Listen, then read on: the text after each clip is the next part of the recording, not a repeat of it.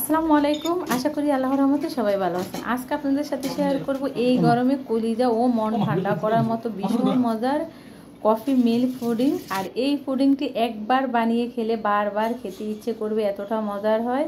তা আমি চুলার মধ্যে একটা পাতিল বসিয়ে দিয়েছি। চুলা এখন আমি অন করি নাই। দিয়ে দিয়েছি 1 কাপ পানি, দিয়েছি 3 চা চামচ চিনি।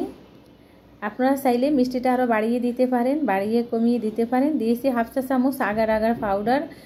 এখানে আপনারা চাইলে আগার আগার পাউডার 1 চা চামচ দিতে পারেন, তাহলে জেলিটা একটু শক্ত শক্ত হবে। তবে আমি জেলি বেশি শক্ত করব না, একটু নরম রাখবো। আর আমার এক বোন জানতে চাইছে যে আপু পানিতে আগার আগার দিলে ছাঁকা হয়ে থাকে। আপু অবশ্যই আগার আগার একবারে নর্মাল পানিতে দিতে হবে, নর্মাল ঠান্ডা পানিতে, গরম পানিতে দেওয়া যাবে না। গরম পানিতে দিলে আগার আগার ছাঁকা হয়ে থাকবে। তারপরে আমি দিয়ে দিয়েছি 5 টাকা দামের 2 প্যাকেট কফি পাউডার।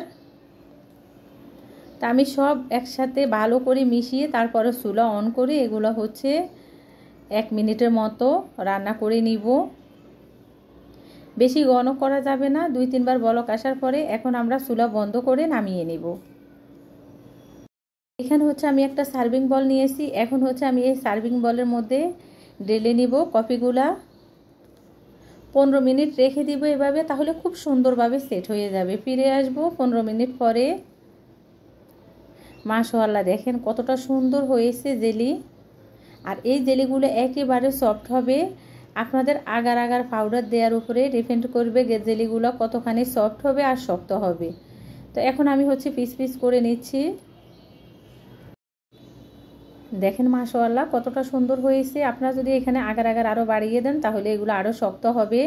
তবে আমার এই জেলিগুলো খুবই সফট হয়েছে।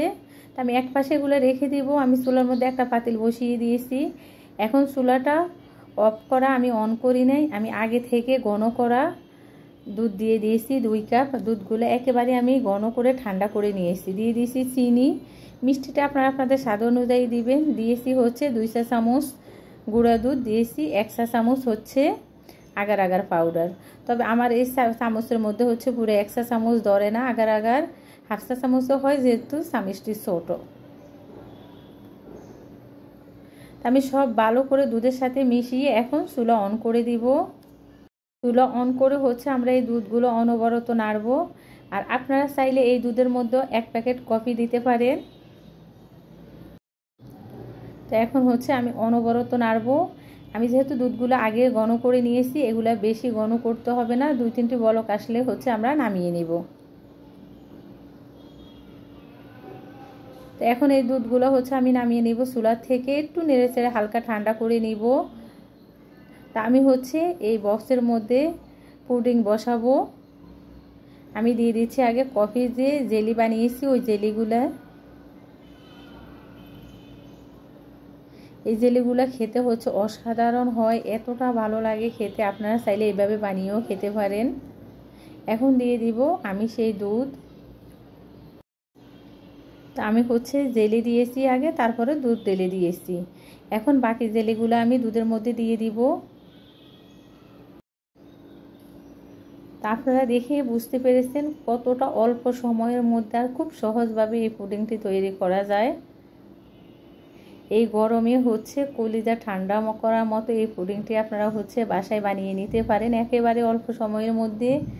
ছোট বড় সবাই খাবে খুবই মজা করে।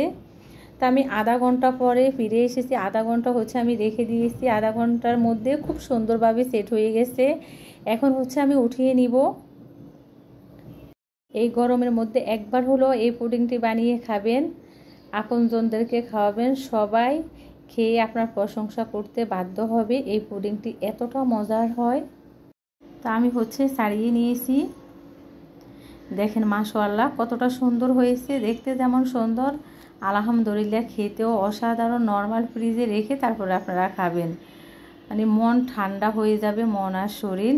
আর এই পুডিংটি যদি আপনারা একটু শক্ত করতে চান তাহলে আগার আগার পাউডার 1 চা চামচ দিবেন। আমি 1/2 চা চামচ দিয়েছি, যেহেতু আমার বাচ্চারা বেশি শক্ত হলে খেতে চায় না। আপনারা 1 চা চামচ দিবেন, তাহলে আর ভাঙবে না। তো ভিডিওটি ভালো লাগলে প্লিজ চ্যানেলটি সাবস্ক্রাইব করবেন, লাইক দিবেন, শেয়ার করবেন। সবাই ভালো থাকবেন। আল্লাহ হাফেজ।